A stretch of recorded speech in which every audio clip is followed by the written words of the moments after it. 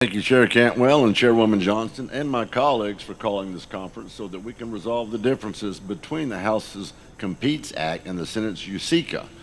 House Science produced the DOE Science for the Future Act, legislation that represents the first Department of Energy Office of Science reauthorization, which passed the House by an overwhelmingly bipartisan vote of 351 to 68.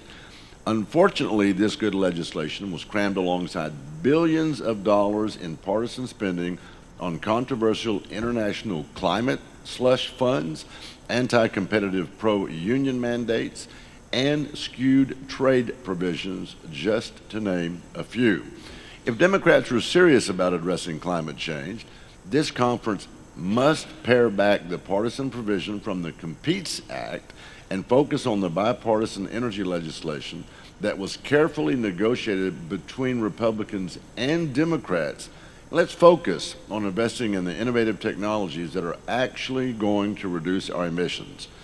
Basic science research is the most effective way to encourage the development of new technologies. The House Science Committee has already passed more than a dozen bills to responsibly invest in America's research and development capabilities over the next decade.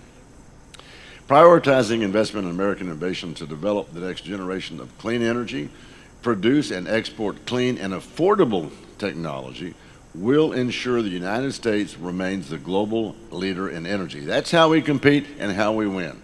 This great legislative body and the federal government cannot duplicate a non-market economy by forcing mandates and regulations. We must arm our dynamic private sector with the tools necessary to commercialize sustainable, affordable, and clean energy solutions, and I will yield back.